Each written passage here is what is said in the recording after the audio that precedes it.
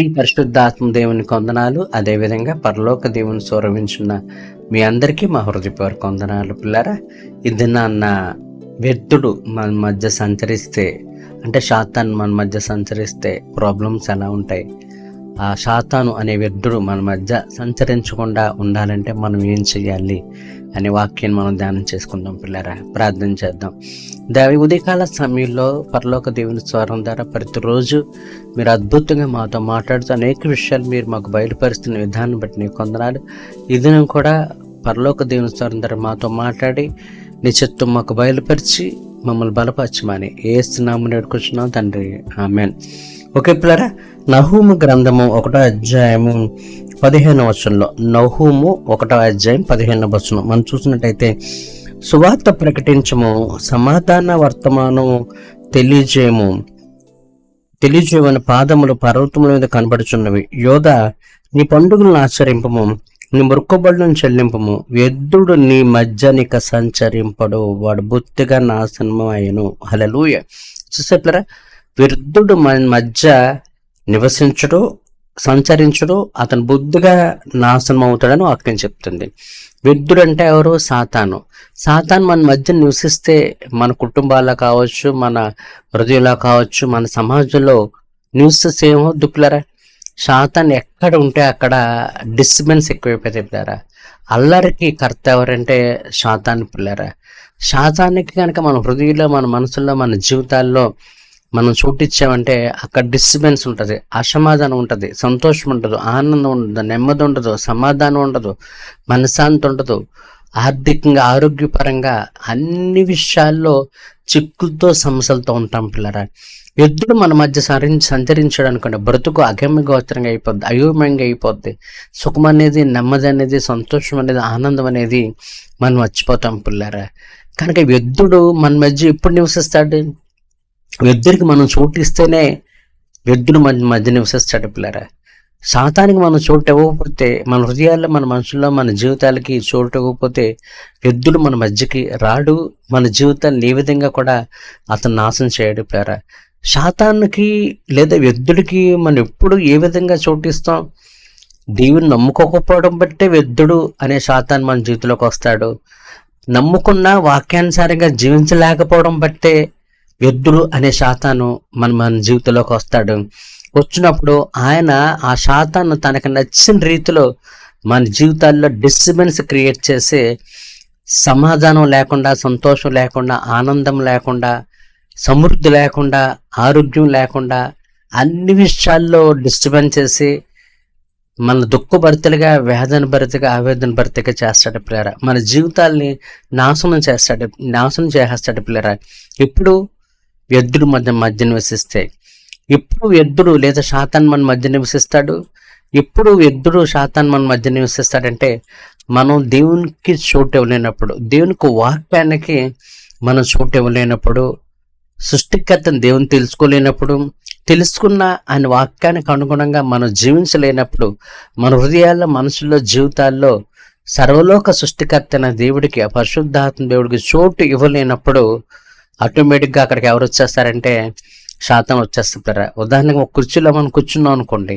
ఇప్పుడు ఈ కుర్చీలో నేను కూర్చున్నాను, వేరెవరి కుర్చీలో కూర్చోలేరు. నేను కనుక కుర్చీ ఖాళీ చేశాను అనుకోండి, ఎవరొకరు వచ్చి కుర్చీలో కూర్చుంటారు. అదేవిధంగా మన జీవితాల్లో దేవుడికి స్థానం ఇచ్చినప్పుడు, మన హృదయాల్లో దేవునికి స్థానం ఇచ్చినప్పుడు వ్యర్థుడు అనే సాతాను మన జీవితాల్లో కానీ, మన హృదయాల్లోకి రాలేడు. అప్పుడు మనకున్న నెమ్మదిని, సమాధానాన్ని, సంతోషానందాన్ని ఆ వ్యర్థుడు అనే సాతాను పాడు చేయడం పిల్లరా.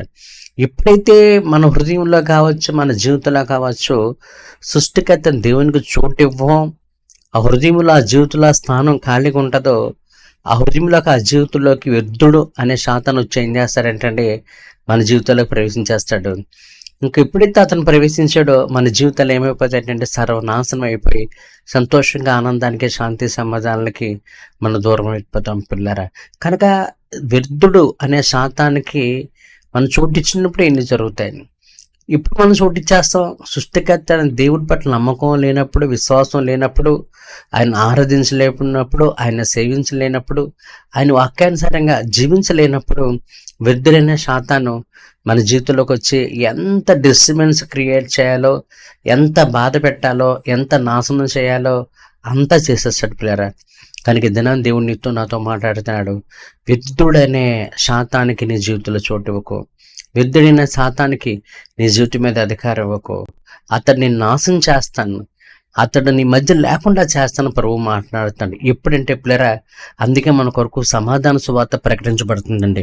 నహూము గ్రంథం 1:15 చూసినట్టయితే, సువార్త ప్రకటించుచు సమాధాన వర్తమానం తెలియజేయని పాదములు పర్వతం మీద కనబడుచున్నవి. యోధా, నీ పండుగను ఆచరింపము, నీ బ్రొక్కుబళ్ళు చెల్లింపము.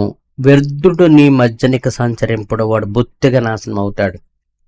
సాతాను అనే వ్యర్థుడు మన మధ్య, మన హృదయాల్లో, మనసులో, జీవితాల్లో లేకుండా పోవాలన్నా, వాడు నాశనం అయిపోవాలన్నా సరే, వాడు మన జీవితాల్లో సంచరించకూడదు, మన జీవితాల్లో ఉండకూడదు, వాడు నాశనం అవ్వాలి. అప్పుడే మన జీవితాల్లో సంతోషము, ఆనందము, శాంతి, సమాధానాలు, ఆర్థిక పరంగా, ఆరోగ్యపరంగా వృద్ధి చెందుతాం. ఎంతో సంతోషకరమైన, ఆనందకరమైన జీవితం మనం జీవిస్తాం. ఇది జరగాలంటే సువార్త ప్రకటిస్తున్నారట, సువార్తను మనం వినాలి. సమాధాన వార్త ప్రకటించబడుతుంది, ఆ సమాధాన వార్తను మనం వినాలి. ఆయన పండుగలు మనం ఆచరించాలి. ఆయన మొక్కుబళ్ళు, ఆయనకి చెల్లించవలసిన మొక్కుబళ్ళు మనం చెల్లించాలి. అయితే ఏంటంటే పిల్లరా, దేవుడు నిన్ను ప్రేమించి ప్రకటన గ్రంథంలో అంటాడు, ఇదిగో తలుపు నద్ద నుండి తలుపు తట్టుచున్నాను, ఎవడైనా నా స్వరం వినేట్లా నిన్ను లోపలికి వచ్చి అతనితో కలిసి ఉండి అతనితో భోజనం చేస్తానని. కనుక సమాధాన సువార్త ద్వారా దేవుడు నీతో మాట్లాడుతున్నాడు, వాక్యం ద్వారా నీతో మాట్లాడుతున్నాడు.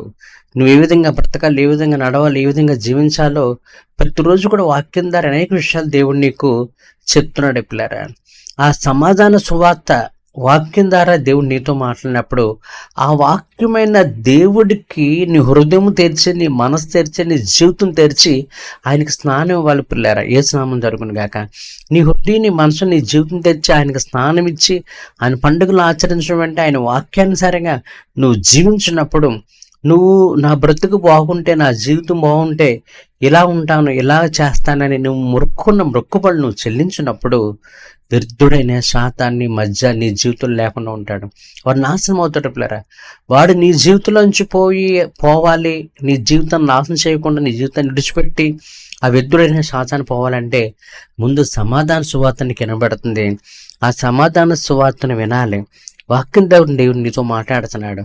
వాక్యమైన దేవుడికి చోటిచ్చి, వాక్యం ద్వారా దేవుడు ఎలా జీవించమని చెప్తున్నాడో, ఎలా ప్రవర్తించమని చెప్తున్నాడో, ఎలా నడవమని చెప్తున్నాడో అట్టి రీతిగా నువ్వు జీవించు.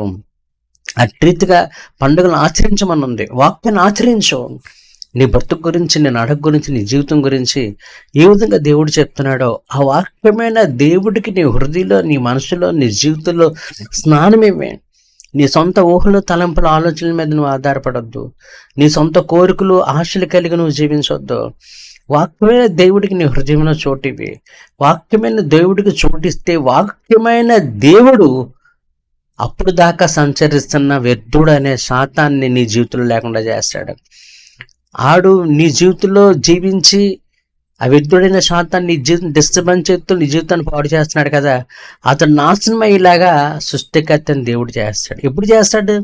నీ జీవితంలోకి ఆ సమాధాన సువార్త వినబడినప్పుడు, వాక్యం ద్వారా దేవుడు నీతో మాట్లాడుతున్నప్పుడు, ఆ వాక్యమైన దేవుడికి నీ హృదయంలో, నీ మనసులో స్థానం ఇస్తే ఆ పండుగను ఆచరింపు. వాక్యాన్ని ఆచరించే గుణము, వాక్యాన్ని అనుసరించి నడిచే గుణము, దేవుడు వాక్యం ద్వారా నీతో మాట్లాడినప్పుడు లోబడి ఏ విధంగా ప్రవర్తించమంటున్నాడు, ఏ విధంగా జీవించమన్నాడు, అలా వాక్యమైన దేవుడికి నువ్వు చోటిచ్చి ఆ వాక్యమైన దేవుణ్ణి నువ్వు అంగీకరించి ఆ వాక్యమైన దేవుడు చెప్పినట్టుగా నీ జీవితంలోకి, నీ హృదయంలోకి ఆహ్వానిస్తే కనుక అప్పుడు దాకా నీ హృదయంలో, నీ మనసులో, జీవితంలో ఉన్న వ్యర్థుడైన శాతాను బయటికి పోతాడు పిల్లరా.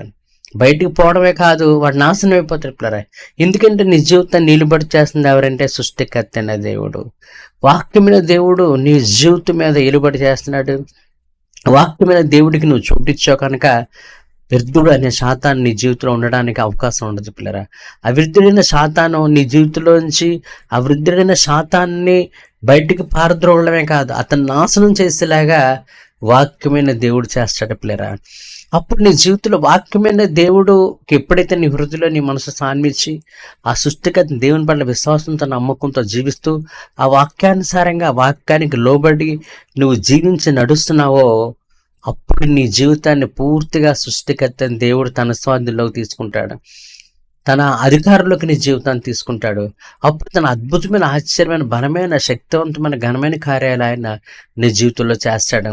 అప్పుడు దాకా నువ్వు నీ జీవితాన్ని నిలబడి చేసిన ఆ వ్యర్థుడైన సాతాన్ని నీ జీవితంలో లేకుండా చేస్తాడు, అతను నాశనం చేస్తాడు పిల్లరా. ఈ దినాన్ని నీ జీవితాన్ని ఎవరు ఏలుబడి చేయాలని కోరుకుంటున్నావు? వ్యర్థుడికి నువ్వు అవకాశం ఇస్తే, శాతానికి అవకాశం ఇస్తే, ఆ శాతాన్ని వ్యర్థుడు నీ జీవితాన్ని డిస్టర్బెన్స్ కలుగు చేస్తే, అన్ని విధాలు నీ జీవితాన్ని నాశనం చేసి, అప్పులమయం చేసి, అనారోగ్యమయం చేసి, నిందలమయం చేసి, అవమానాలు పాలు చేసి, మనశ్శాంతి లేకుండా జీవితాన్ని సర్వనాశనం చేస్తాడు పిల్లరా. కానీ దేవుడు చెప్తున్నాడు, అటువంటి వ్యర్థుడైన శాతానికి నీ జీవితంలో చోటివ్వద్దు. కానీ ఆకాశ మహాకాశాలు సృష్టికర్త దేవుడు, సువార్తదారి దేవుడు నీతో మాట్లాడుతున్నాడు, వాక్యం ద్వారా దేవుడు నీతో మాట్లాడుతున్నాడు. నీ జీవితం సంతోషంగా ఉండాలి, ఆనందంగా ఉండాలి, నెమ్మదిగా సమాధానంగా ఉండాలని వాక్యమైన దేవుడు నీతో మాట్లాడుతున్నాడు కనుక ఆయన నీ జీవితంలోకి రావాలని ఆయన కోరుకుంటున్నాడు. నీ జీవితం మీద అధికారం చేయాలని కోరుకుంటున్నాడు. నీ జీవితాన్ని బాగు చేయాలని కోరుకుంటున్నాడు. నీ జీవితాన్ని సన్మార్గం నడిపించాలని కోరుకుంటున్నాడు. నీ జీవితం సమృద్ధి వాళ్ళని కోరుకుంటున్నాడు. నీ జీవితంలో ఆనందము, సంతోషము, నెమ్మది, సమాధానం ఇవ్వాలని కోరుకుంటున్నాడు కదా. నా ప్రియ సహోదరి సహోదరుడు, వ్యర్థుడు అనే శాతానికి నీ హృదయంలో నీ మనసులో నువ్వు చోటివ్వద్దు. ఇస్తే నీ జీవితం నాశనం అయిపోద్ది. అవన్నీ వ్యర్థుడైన శాతాను నీ జీవితాన్ని డిస్టర్బ్ చేయకుండా, నీ జీవితాన్ని పాడు చేయకుండా, నీ జీవితాన్ని వదిలిపెట్టి పోవాలన్నా, వాడు నాశనం కావాలన్నా సమాధాన సువార్త ద్వారా దేవుడు నీతో మాట్లాడుతున్నాడు, వాక్యం ద్వారా దేవుడు నీతో మాట్లాడతారు కనుక వాక్యమైన దేవుడికి నువ్వు చోటిచ్చినట్టయితే అసమాధానం పోయి సమాధానం, దుఃఖం పోయి ఆనందం, అనారోగ్యం పోయి ఆరోగ్యం, అప్పులు పోయి ఆర్థికమైన స్థితి, అన్ని విషయాల్లో దేవుడు నేను బ్లెస్ చేస్తాడు పిల్లరా. అందుకే ఈ దినం మొదలుకొని వార్త వినబడుతుంది, సమాధాన సువార్త, వాక్యం వినబడుతుంది. ఆ వాక్యమైన దేవుడికి లోబడు. నీ ప్రవర్తన, నీ నడక, నీ జీవితం ఆయనకు అప్పగించే. ప్రభా, నిన్ను నమ్ముకుంటాను, నీ పట్ల విశ్వాసం ఉంటుంటా, నీ వాక్యానుసారంగా నేను నడుస్తాను, నీ వాక్యానుసారంగా జీవిస్తాను, అసూయ, ఈర్ష్య, దేశ, కామ, క్రోధ, మదమత్సరాలు విడిచిపెట్టేస్తాను తండ్రి అని ఆ వాక్యమైన దేవుడికి నీ జీవితంలో చోటివి, నీ హృదయంలో చోటివి. ఆ వాక్యమైన దేవుడు చెప్పినట్టుగా నువ్వు నడువు. వెంటనే ఆ శాతాను అనే వ్యర్థుడు నీ జీవితంలోంచి పోతాడు. ఆ శాతాను వ్యర్థుడిని నీ జీవితంలో లేకుండా చేసి, ఆ వ్యర్థుడైన శాతాన్ని నాశనం చేసి నీ జీవితాన్ని సంతోషమే, ఆనందమని చేయాలని ఆ ప్రభు కోరుకుంటున్నాడు పిల్లరా. అందుకే ఆ ప్రభువైన ఆ దేవునికి వాక్యానికి నీ జీవితంలో చోటిచ్చి ఆ వాక్యాన్ని ఆచరించు, ఆ పండుగను ఆచరించు. పండుగ ఆచరించడం అంటే వాక్యాన్ని ఆచరించడమే పండుగ. అంతకు మించి పండుగ వాక్యమైన దేవుని మాట విని ఆ వాక్యమైన దేవుని మాటను అనుసరించడమే, అదే నీ జీవితంలో పెద్ద పండగ. అంతకు మించిన పండగ ఏది పిల్లరా? అటువంటి పండగ, అటువంటి సంతోషం, ఆనందం మనందరం పొందుకోవాలని ఆ పరిశుద్ధాత్మ దేవుడు కోరుకుంటున్నాడు పిల్లరా. ప్రార్థన చేద్దాం. ఉదయకాల సమయంలో వ్యర్థుడు మా జీవితంలోంచి పోవాలన్నా, మా జీవితాన్ని నాశనం చేయకుండా అతడు నాశనం అవ్వాలండి, వాక్యమైన దేవుడిని అంగీకరించాలని, వాక్యమైన దేవుడికి మా జీవితంలో స్నానం ఇవ్వాలని, వాక్యమైన దేవుడిని ఆచరించడమే మా జీవితంలో పెద్ద పండుగ అని చెప్పావు కనుక అలా జీవించే కృపని మాకందరికి కూడా దయచేయమని ఏస్తున్నామని వేడుకొంచున్నాం తండ్రి, ఆమేన్. ఓకే పిల్లరా, కానీ వ్యర్థుడు అనే శాతాన్ని నీ జీవితంలోంచి పోవాలన్నా, ఆ శాతాన్ని నాశనం అవ్వాలన్నా వాక్యమైన దేవుణ్ణి నువ్వు విను. వాక్యమైన దేవుడు చెప్పినట్టుగా నడు. ఆ వాక్యమైన దేవుణ్ణి, ఆ వాక్యాన్ని అనుసరించడమే నీ జీవితంలో పెద్ద పండగ. ఎందుకంటే ఆ వాక్యమైన దేవుడిని నువ్వు అనుసరించినప్పుడు ఆ వాక్యమైన దేవుడిని జీవితంలో అద్భుతమైన ఆశ్చర్యకార్యాలు చేస్తాడు. ప్రతి కష్టం, నష్టం, ఇరుకు, ఇబ్బందుల నుంచి వాక్యమైన దేవుడు విడిపిస్తాడు. నీకు కావాల్సిన నెమ్మది, సంతోషం అందిస్తాడు. నిజమైన పండగ ఏంటంటే వాక్యాన్ని అనుసరించడమే మన జీవితం నిజమైన పండగ. ఓకే కనుక పిల్లరా, మీ అందరి కోసం ప్రతిరోజు ప్రార్థిస్తున్నాం. మీరందరూ సంతోషంగా, ఆనందంగా ఉండండి, శాంతి సమాధానం కలిగి జీవించండి. మీకు ఏ కష్టం, నష్టం వచ్చినా మా ఫోన్ ద్వారా కానీ వాట్సాప్ ద్వారా తెలియజేయండి. మీ గురించి మేము అందరం ప్రార్థించే వారమై ఉన్నాం. దేవుడు మా ప్రార్థన ఆలకించి మీ జీవితంలో గొప్ప కార్యాలు చేసే దేవుడై ఉన్నాడు. ఓకే, మీ అందరికీ హృదయపూర్వక వందనాలు.